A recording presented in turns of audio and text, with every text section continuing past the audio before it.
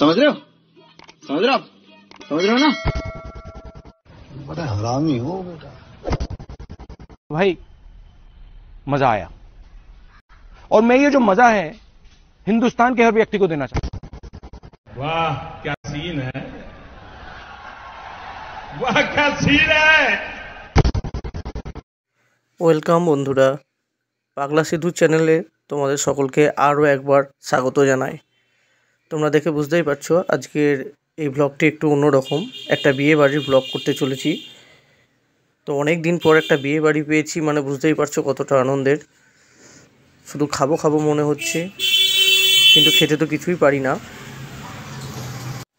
তো চলো এই ব্লগটি কন্টিনিউ করি, তোমরা দেখতে থাকো পাগলা সিধু চ্যানেলে এই বিয়েবাড়ির ব্লগটি। তো এটা হচ্ছে যে বিয়েবাড়িটা ওখানে ভাড়া নেওয়া হয়েছিল তার 4th ফ্লোর, যেখানে মেয়েকে বসানোর জায়গা করা হয়েছিল। সবার প্রথমে এসে সেখানেই উপস্থিত হই, তার কারণ হচ্ছে প্রথমে মেয়ে বিয়েবাড়িতে যাওয়া মানে বুঝতেই পারছো তোমরা, একটা গিফট তো দিতেই হয়। তো গিফটটা দেওয়ার জন্য সবার প্রথমে এই 4th ফ্লোরে এসে মেয়ের হাতে আমরা গিফটটা তুলে দিই। তো তারপরে নিচে চলে আসি, গ্রাউন্ড ফ্লোরে স্টার্টারের ব্যবস্থা করা হয়েছিল। তো তোমরা দেখতে পাচ্ছ এখানে সেই স্টার্টারের আয়োজন করা হয়েছে। এই প্রথম আমি কোনো বিয়ে বাড়িতে গেছি যেখানে এই যে মেয়েদের দিয়ে সার্ভিস করানো হচ্ছে। তো ক্যাটারারের ব্যবস্থায় ছিল সোমনাথ দা। সোমনাথ দা আমার ভীষণই পরিচিত, অনেক দিনের পরিচিত, ভীষণ ভালো মানুষ। সমস্ত ক্যাটারিংয়ের দায়িত্বটা ছিল সোমনাথ দার উপরে। আর যে কথাটা না বললেই নয়, যে বিয়েটা কার, বিয়েটা হচ্ছে আমাদেরই এক প্রতিবেশী। তো ভালোবেসে নিমন্ত্রণ করেছে মানে যেতে তো হবেই। নিমন্ত্রণ করাটা যেমন তার কর্তব্য ছিল, নিমন্ত্রণ রক্ষা করাটা সেরকম আমার কর্তব্য বলে আমার মনে হয়। তাই আমি এই বিয়ে বাড়িতে এসে উপস্থিত হয়েছিলাম। তোমরা দেখতেই পাচ্ছ খাচ্ছি, খাওয়া দাওয়া শুরু করে দিয়েছি। ছোট্ট বাচ্চা, তাকেও খাওয়ানো হচ্ছে। তোমরা সঙ্গে থাকো এবং এই ব্লগটি দেখতে থাকো। যদি ভালো লাগে চ্যানেলটিকে সাবস্ক্রাইব করবে, ভিডিওটিতে লাইক করবে, কমেন্ট করবে। চেষ্টা করব আরও সুন্দর সুন্দর অনেক ভিডিও তোমাদের সামনে নিয়ে আসার জন্য। গরম লুচি, নরম ভাজা, মাংস, পোলাও টাটকা তাজা, ঠিক করে খান সকলে তবে না দাদা, ঠিক করে খান সকলে তবে না, আমার কি বিয়ে হবে না বাবা, আমার কি বিয়ে হবে না। তো বন্ধুরা তোমরা দেখতেই পাচ্ছ এখানে একটা পানের স্টলও বসানো হয়েছে। এখানে বিভিন্ন ধরনের মিঠা পান, আগুন পান, আরও অনেক রকমের পান এখানে ব্যবস্থা করা হয়েছিল। এই যে বাচ্চাটিকে দেখছো অনেকক্ষণ ধরে চেষ্টা করছে একটা আগুন পান খাওয়ার জন্য, আর বারবার আগুনটা কাকু ধরাচ্ছে না, মুখে ঢোকানোর আগেই নিভে যাচ্ছে, তাই বাচ্চাটাও বিরক্ত হচ্ছে। কিন্তু অবশেষে আগুন ছাড়াই বাচ্চাটাকে পানটা দেওয়া হয়। তোমরা দেখতেই পাচ্ছ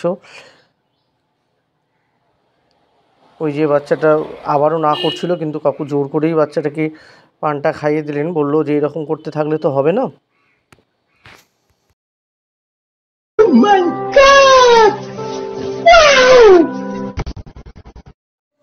এখানে সকলে এমনভাবে খাওয়া দাওয়া করছে যেন বাড়িতে কোনো দিনই খেতে পায় না। অনেক দিন পর খেতে দেওয়া হয়েছে, তাই এইভাবে খাওয়া দাওয়া করছে। তোমরা দেখতে পাচ্ছ এটা হচ্ছে রতন দা, এটা হচ্ছে আমাদের ক্লাবের বর্তমান প্রেসিডেন্ট মানস দা, ও পিছনে ছোট্টু। ক্লাবের সকলকেই ইনভাইট করা হয়েছিল। তো যারা যারা ফ্রি ছিল তারা ইনভাইটেশন রক্ষা করেছে। এটা হচ্ছে আমাদের ক্লাবের রবিদা। যদি গ্রিলের কোনো কাজকর্মের দরকার হয় তোমরা এই রবিদাকে দিয়ে করাতে পারো। এটা হচ্ছে বিট্টু এবং বিট্টুর ওয়াইফ, দুজনেই এসেছিলো বিয়েতে। আমি এই বৌদির সঙ্গে ছোট্ট একটা মজাও করেছি, তোমরা দেখতেই পাচ্ছ। ऐसे में बड़ा सख्त लौंडा हूं, लेकिन यार यहां में पिघल गया।